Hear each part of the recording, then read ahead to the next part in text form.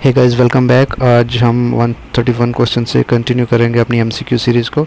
तो question number 131 है, when an Indian couple prepare it's daughter so that she is accepted in her husband family after her marriage, it is a case of.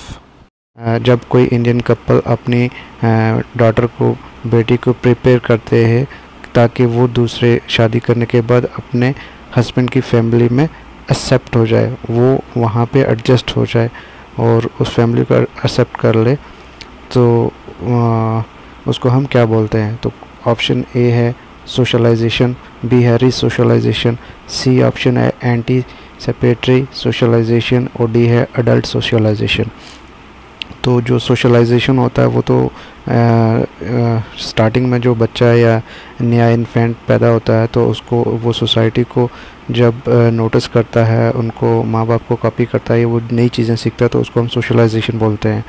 तो रीसोशलाइजेशन जब कोई इंसान अपनी जो already उनके बीच में वैल्यूज़ नॉर्म्स वगैरह होते हैं उनको हटा के या उनको चेंज करता है और नए नॉर्म्स वगैरह सीखता है, तो उसको हम रीसोशलाइजेशन बोलते हैं। जैसे कि कोई जेल में होता है और उसको दोबारा से दुनिया में या सोशल नॉर्मल ज़िंदगी कैसे गुजारनी है उसके लिए प्रिपेयर किया जाता है। तो ये दो ऑप्शन भी नहीं हो सकते हैं। अडल्ट सोशलाइजेशन, अडल्ट्स में क्या रहता है कि जब बुज़ुर्ग या चाइल्डहुड से के अगेंस्ट में टोटल रहता है तो उसको अडल्ट सोशलाइजेशन बोलते हैं।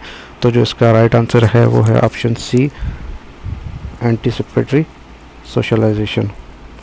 गाइस, आगे बढ़ने से पहले मैं आप सभी से रिक्वेस्ट करता हूं कि एक बार चैनल को सब्सक्राइब कीजिए जो न्यू व्यूअर्स हैं, और अपने फ्रेंड्स के साथ शेयर कीजिए, और प्लीज़ बेल आइकन को ज़रूर दबाइए ताकि जब भी मैं कोई नई वीडियो अपलोड करूं आपको सबसे पहले नोटिफिकेशन मिले। तो बढ़ते हैं अपने नेक्स्ट क्वेश्चन की ओर। क्वेश्चन नंबर 132 है, for Pareto speculators are those who. Pareto के लिए स्पेकुलेटर्स और ये कंसेप्ट दिया था इन्होंने अपने जो थ्योरी है सर्कुलेशन ऑफ लाइट्स, तो उसमें तो स्पेकुलेटर्स और रेंटर्स दो क्लासेस है इसमें। तो पेरेटो के लिए जो स्पेकुलेटर्स हैं वो कौन है? ऑप्शन ए है like to take chance. Speculators वो हैं जो वो चांस लेते हैं, जो अपना चांस पसंद करते हैं कि मतलब कोई भी हमें चांस मिले और हम उस चीज़ को यूटिलाइज़ करें या आगे उसका इस्तेमाल करके गौन करें। बी है लाइक मोटिवेशन, सी है फॉलो द ट्रेडिशनल पाथ और डी है like to be non lights. तो जो स्पेकुलेटर्स हैं वो कौन से रहते हैं? वो हमेशा चांस लेने के लिए तैयार रहते हैं ताकि वो चांस लेके कोई ना कोई मौका लेके तो जो नॉन गवर्नमेंट राइट्स हैं उनको वो कंट्रोल करें या रूल करें। तो इसका जो राइट आंसर है वो है ऑप्शन ए। तो बढ़ते हैं अपने नेक्स्ट क्वेश्चन की ओर। Question number 133, which of the following is not an element of rural community. इनमें से कौन सा एलिमेंट है जो रूरल कम्युनिटी का एलिमेंट नहीं है? जो कि रूरल कम्युनिटी में जो एलिमेंट्स हैं उनमें से एक है जो वो इन रूरल कम्युनिटी का एलिमेंट्स नहीं है। ऑप्शन ए है वी फीलिंग्स, बी है सेल्फ सफिशिएंट, सी है कल्चरल डाइवर्सिटी और डी है टेरिटरी। तो जो रूरल कम्युनिटी है उसमें वही फीलिंग्स होती है, सभी एक साथ रहते हैं मिलजुल के, तो ये ऑप्शन भी नहीं हो सकता क्योंकि यहाँ पे लिखा हो नॉट एन एलिमेंट, जो रूरल कम्युनिटी का एलिमेंट नहीं है। बी है सेल्फ सफिशिएंट, जो रूरल कम्युनिटी रहती है वहाँ पे सेल्फ सफिशिएंट रहते हैं, टोटल इंटरडिपेंडेंट रहते हैं आपस में, लेकिन बाहर या दूसरी कम्युनिटी के साथ या उनके साथ वो टाई अप या इतना डिपेंडेंट नहीं रहते हैं, तो सेल्फ सफिशिएंट भी रहते हैं। कल्चरल डाइवर्सिटी, रूरल कम्युनिटी में कल्चरल डाइवर्सिटी है जो वो बहुत कम देखने को मिलती है। और टेरिटरी, जो ऑप्शन डी है टेरिटरी हो गया एक लिमिट, एक बॉर्डर लाइन जहाँ से उनको डिफाइन किया जाता है कि यहाँ तक रूरल कम्युनिटी होती है। तो जो इसका राइट आंसर है वो है option C, cultural diversity is not an element of rural community.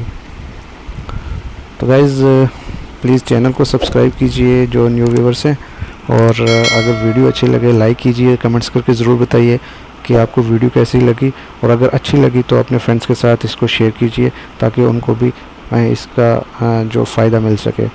तो क्वेश्चन नंबर 134 है, in general the large the sample the smaller the.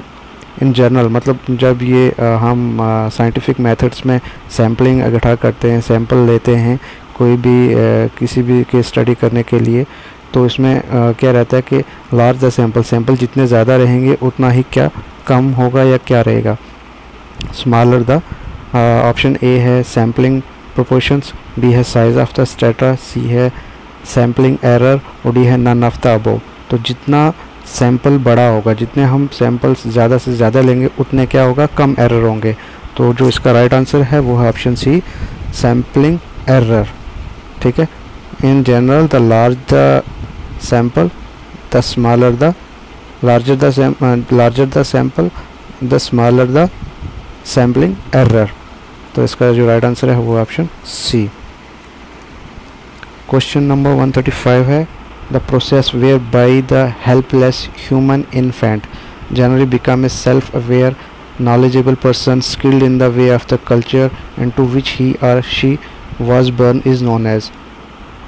एक ऐसा प्रोसेस जब एक बच्चा या बिल्कुल छोटा नन्हा बच्चा जब पैदा होता है, हेल्पलेस ह्यूमन इन्फेंट होता है, तो उसको वो जब क्या करता है, सेल्फ अवेयर होता है, नॉलेजेबल पर्सन बनता है, वो लर्न करता है सोसाइटीज़ में, अपनी फैमिलीज़ में, और skilled in the way of the culture, वो अपने कल्चर को समझता है, सीखता है जिसमें वो पैदा होता है, तो उसको हम क्या बोलते हैं, इस पूरे प्रोसेस को हम क्या बोलते हैं।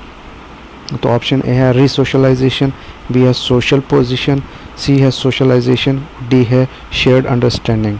तो जब भी कोई नया बच्चा पैदा होता है तो रिसोशलाइजेशन आएगा नहीं, ना ही वो सोशल पोजीशन लेगा। सोशल पोजीशन तो बाद में उनका जब वो बड़ा होता है, सोशलाइज होने के बाद जब सीखता है कुछ, उसके बाद सोशल पोजीशन या किसी स्टेटस पे पहुंचता है तो तब उसको सोशल पोजीशन बोलते हैं।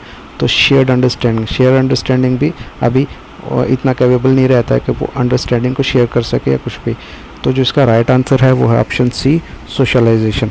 जब भी वो कोई भी बच्चा जब वो किसी फैमिली में या किसी सोसाइटी में पैदा होता है तो सबसे पहले वो सीखता है, लर्न करता है उस अपने कल्चर को, उसमें नॉर्म्स क्या है, वैल्यूज़ क्या रहती है, सब कुछ वो सीखता है। और स्टार्टिंग होती है अपने मम्मी से और डैडी से, फिर आहिस्ता आहिस्ता पीयर ग्रुप जो छोटे बच्चे वगैरह रहते हैं अपने एज के ग्रुप वाले रहते हैं उनके साथ, बट स्टार्टिंग में वो मम्मी और पापा से, फादर एंड मदर से सीखता है। तो जो इसका राइट आंसर है वो ऑप्शन सी, सोशलाइजेशन। तो बढ़ते हैं अपने नेक्स्ट क्वेश्चन की ओर, क्वेश्चन नंबर 136। तो क्वेश्चन नंबर 136 है, the transmissions of trades from one culture to another is sociologically term as. कोई भी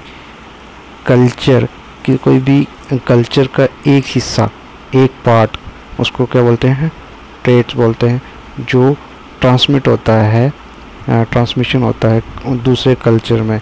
कोई भी किसी भी कल्चर का एक उसका जो ट्रेड है या एक जो टर्म्स है उसका, वो दूसरे कल्चर में ट्रांसमिट होता है, फैलता है, तो उसको हम सोशली उस टर्म को क्या बोलते हैं। तो ऑप्शन ए एसोसिएशन, बी है डिफ्यूजन, सी है एसिमिलेशन और डी है सोशलाइजेशन।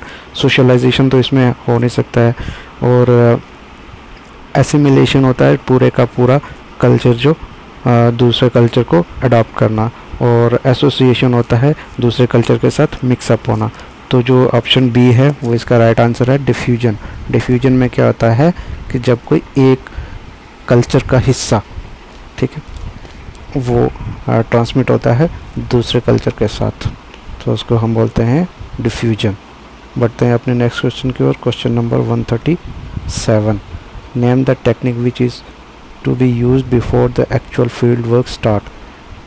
कौन सी टेक्निक्स है जो एक्चुअल फील्ड वर्क स्टार्ट होने से पहले यूज़ की जाती है। तो ऑप्शन ए है पायलट स्टडी, बी है केस स्टडी, बी है सेंसस स्टडी और सी है केस स्टडी और डी है सर्वे।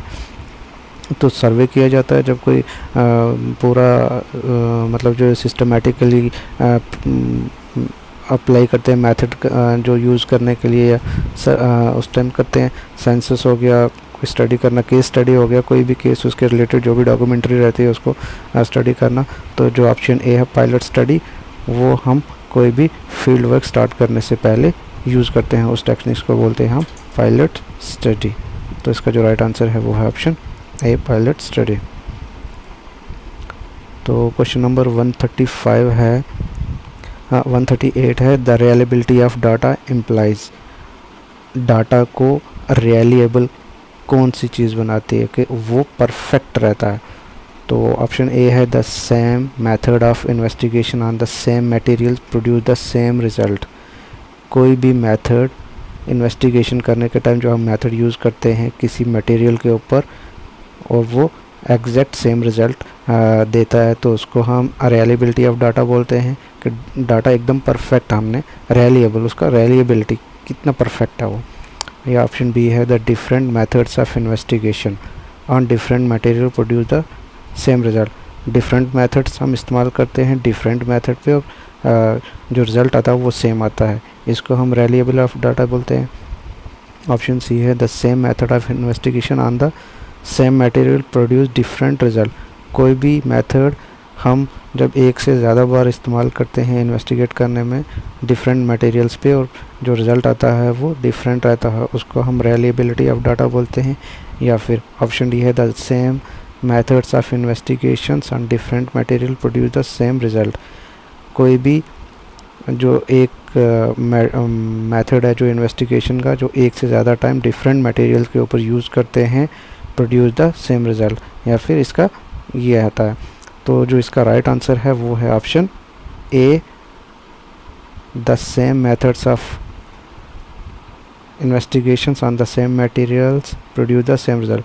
जैसे कि हम कोई कपड़ा लेने के लिए मेजरमेंट करते हैं, शॉप पे जाते हैं, तो उस टाइम हम एक से दो बार भी अगर हम वही जो उनका वो मेजरमेंट का रहता है तो उससे हम कपड़े को नापते हैं या मेजरमेंट करते हैं, तो वो अगर एक के बाद 2, 3, 4 बार भी अगर करेंगे तो वो जो सेम रिज़ल्ट देगा तो उसको बोलते हैं हम रिलायबिलिटी ऑफ डाटा। वो एकदम एक्यूरेट रिज़ल्ट देगा अगर हम एक से ज़्यादा 10 बार भी अगर हम उसी मेजरमेंट उसी कपड़े पे दोबारा से मेजरमेंट करेंगे। तो बढ़ते हैं हम अपने नेक्स्ट क्वेश्चन की ओर। Question number 139, radical sociology sought to support which of the following sociological thought system। जो रेडिकल सोशियोलॉजी है वो सबसे ज़्यादा किसको फॉलो करता है और किसको सपोर्ट करता है? Sociological system thoughts. फर्स्ट है मैक्सिजन, बी है फंक्शनल, सी है सिंबॉलिक इंटरेक्शनिस्ट और डी है पॉजिटिविस्ट। तो जो रेडिकल सोशियोलॉजी है सोशियोलॉजिस्ट हैं या जो भी जो उनको मानते हैं तो वो सबसे ज़्यादा जो फॉलो करते हैं वो करते हैं मैक्सिजन को। तो जो इसका राइट आंसर है वो है ऑप्शन ए, मैक्सिजन। बढ़ते हैं अपने नेक्स्ट क्वेश्चन की ओर। Question number 140, the concept of word rational is associate with whom. जो कंसेप्ट है वर्ड रेशनल वो किससे एसोसिएट है? तो ऑप्शन ए है मैक्स वेबर, बी है टैलकट पर्सन, सी है इमाइल दुर्कheim और डी है सोरोकिन। तो जो वर्ड जो रेशनल है वो किससे एसोसिएट है? मैक्स वेबर का। तो मैक्स वेबर के 4 टाइप के ये social action ideal type social actions थे। तो जिसमें से ये है गोल ओरिएंटेड, एक आता है वैल्यू ओरिएंटेड। ये जो है वर्ड रेशनल ये रहता है वैल्यू ओरिएंटेड। वो जो फर्स्ट वाला आता है वो आता है गोल ओरिएंटेड। थर्ड आता है इफेक्टिव सोशल एक्शन और फोर्थ आता है ट्रेडिशन। तो ये जो 4 टाइप्स थे इसके सोशल एक्शन के जो वो मैक्स वेबर ने दिए थे। बहुत बहुत शुक्रिया गाइस, आपने वीडियो एंड तक देखी। और अगर वीडियो पसंद आई तो प्लीज़ इसको लाइक कीजिए और कमेंट्स करके ज़रूर बताइए वीडियो आपको कैसे लगी। और अगर आपको अच्छी लगी तो फ्रेंड्स के साथ अपने के साथ शेयर कीजिए ताकि उन